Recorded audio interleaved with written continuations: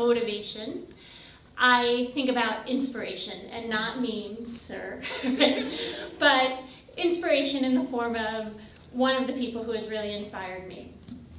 I've been a teacher for 22 years. Thank you.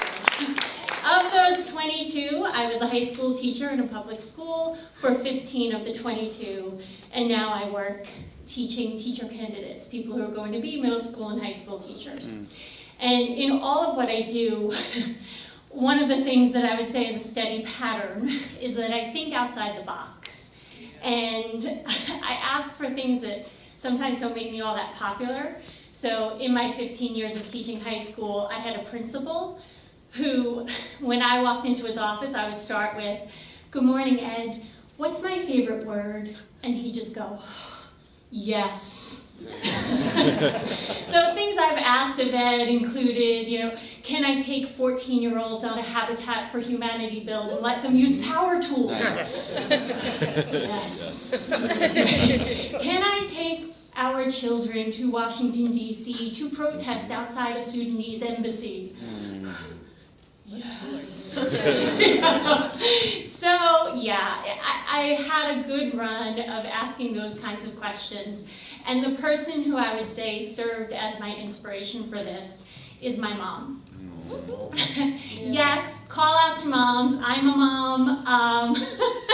And my relationship with my mom, it's not like this beautiful pink and rosy story. I have lots of stories of where it was bumpy and all of that. My favorite is when she was in a car accident and she was staying with her cousin. She was upstate New York in this car accident. And my younger sister called, single mom of 4 kids, 2 girls, 2 boys.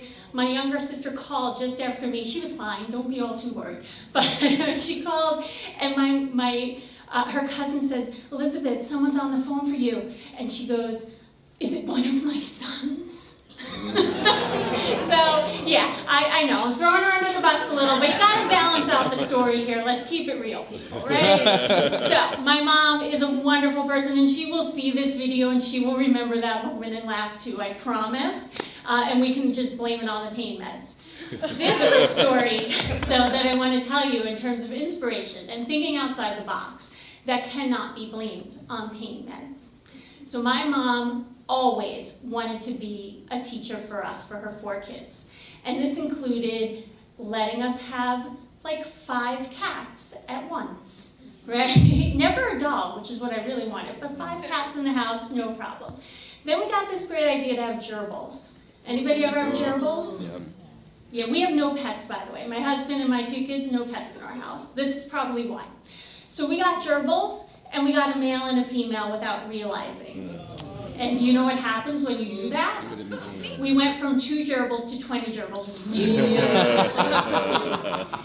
So the 4 of us, the 4 kids, we were kind of like, we got over it. We didn't care so much when these gerbils, I mentioned the 4 cats. Imagine like Circle of Life, this was pre-Lion King, people, like we were witnessing it happening in the house. So when the last gerbil drops dead, it's the dead of winter. And my mom, ever the teacher, decides that we should learn from this. But as I said, it's the dead of winter. She comes up with this idea that we're going to dissect the gerbil.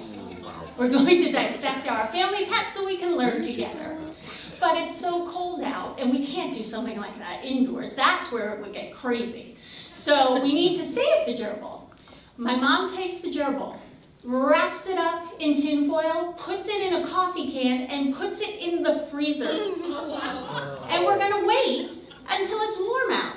Gets warm, it's spring, we take the gerbil out, set it out on my grandma's picnic table, where some point between winter and this springtime weather, my mom has procured genuine scalpels for the 4 of us. I swear, this is a true story. Genuine scalpels for the 4 of us, white coats, and we start cutting this sucker up. And we are having a blast. Now, we get to a point where we're like, what is this? We're looking inside the gerbil, we don't know what body part this is, and I was probably 6 years old at this time. I probably should have mentioned this. Yeah. So I run down the block, my grandma's house, right? Run down the block. Grace, Daly, our neighbor, is there. She's a doctor. Bang, bang, bang, Grace, can you come to my grandma's house? Grace Daly, very alarmed. Okay, sure, Maureen, I'll come to your grandma's house. Should I bring my medical bag? Oh, yes. Yes, bring the bag. Grace Daly runs. Grace, what's this? We point to the dead gerbil spread on the table. Grace did not talk to us for years. I'm not sure she's ever spoken to my family again. But the light is starting to blink, so I'm going to wrap this up by saying that yes, this is the woman who taught me to be a teacher, to think outside the box, and to create situations where people are going, oh, yes. But that's what's so important. We have to ask for those difficult yeses, but maybe don't dissect your pets.